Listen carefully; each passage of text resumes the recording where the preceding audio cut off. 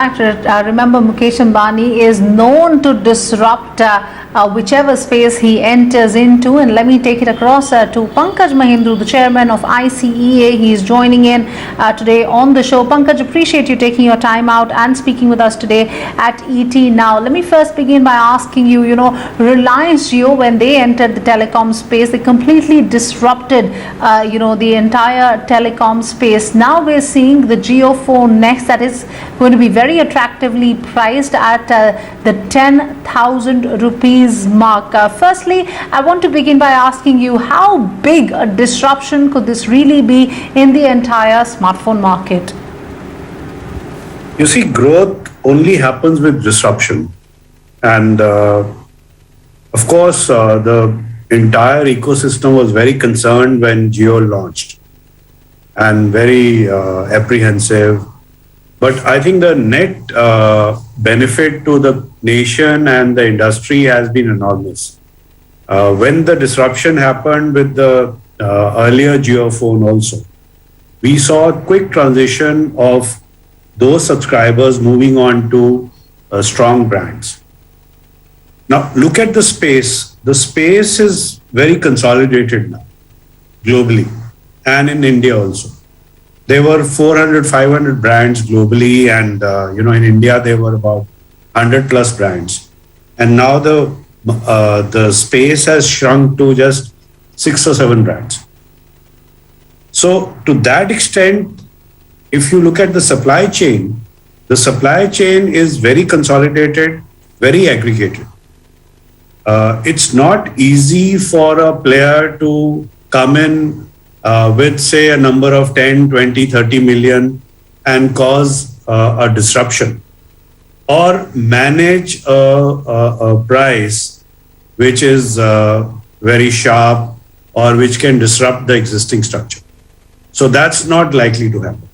I think your colleague, when she gave the rundown, it was very profound, that in this space, which is the 5,000, under 5,000, whatever she said, the number of SKUs in this space are very few. So this is a big gap. What has also happened is that if you move on from feature phones, say from $15, when you move up, the expectation, the performance expectation and the specs expectation of consumers is much higher now. It's like the nano syndrome where, nano was not good enough.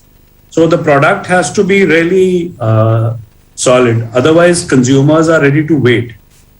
When they want to move from feature phones to smartphones, they're ready to move, right, or to move on to a second-hand smartphone.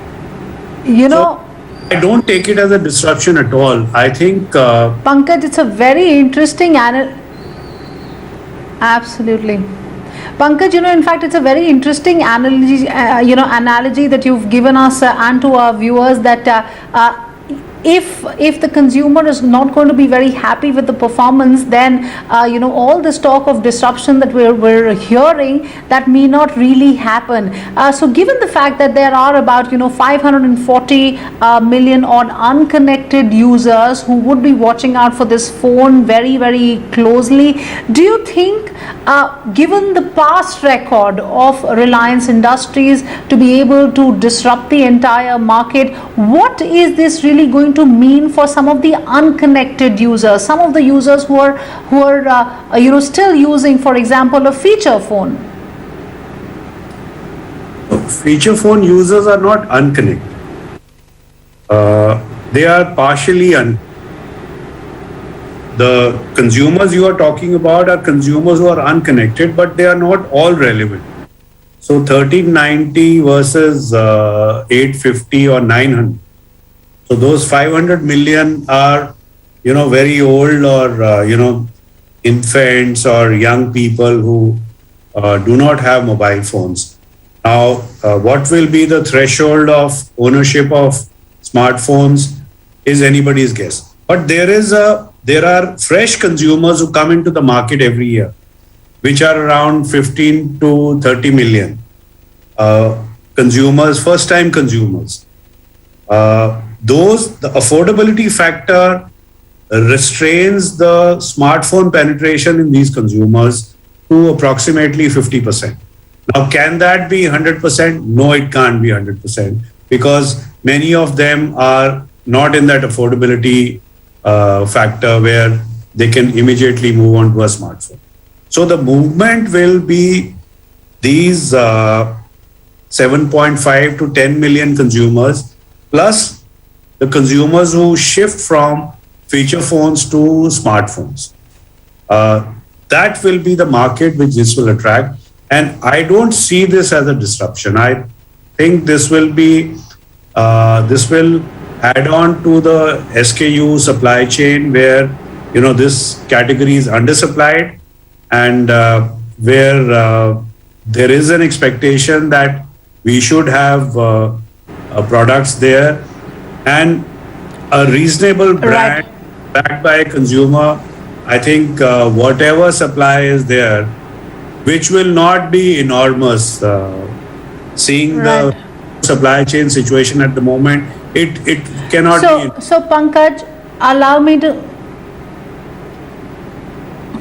So Pankaj, allow me to come in on that. You're saying that this could there's a good possibility that we may not see it as a big disruption. But in that sense, what kind of growth opportunities do you see for the JioPhone next in this space then? I think the JioPhone is an instrument to move subscribers onto 4G, which is quite obvious. That it's a part of that strategic thing. Whether the key thing is that can they garner enough supply to make a difference, which is say a number of 40-50 million in this year. That could have an impact, and that would be a positive impact for digital penetration.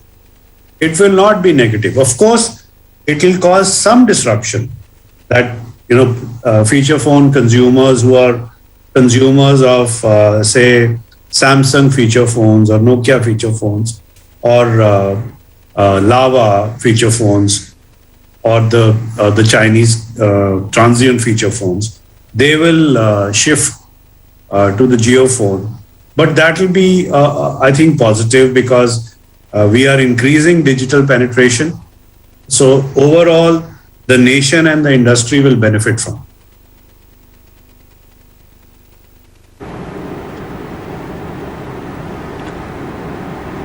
Right.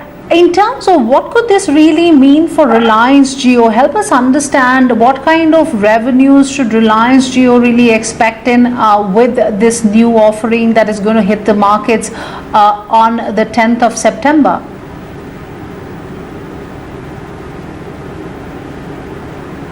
The way it will be structured, perhaps, and the caveat that can enough supplies be garnered in terms of components and the supply chain and the ability to deliver it.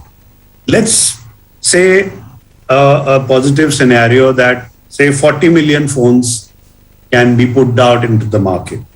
Now, these phones obviously will be on an EMI, which will be staggered over a certain period. I'm not privy to the number, so I'm just making intelligent guess. In that case, if over, say, 18 months, if you take 40 million as a starting number, and say we are talking about a number of, say, 100 million, then 100 million at $60 or $70 is that much, So 100 million at $70 is that much of extra revenue, which is in an EMI. In fact, what is going to happen is that these phones have to be subsidized with something out of the entry level revenue which Jio is able to get.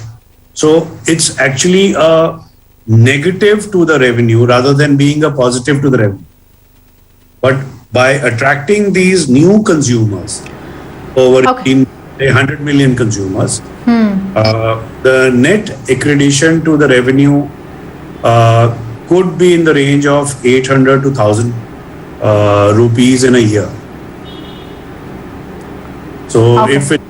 if it's 18 months and say we are putting Okay. in 100 million new consumers, but not be new consumers because many of them will be moving from the old 4G Geo smart come feature phone to this phone also. Absolutely.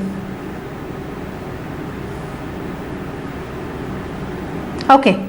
Absolutely. In fact, we get the point that you're trying to make. Pankaj, appreciate you taking your time out and speaking with us. I'm sure you'll join us again, once the Reliance JioPhone Next hits the markets on the 10th of September. But that's, of course, the latest coming in on the next big offering coming in from the Jio stable.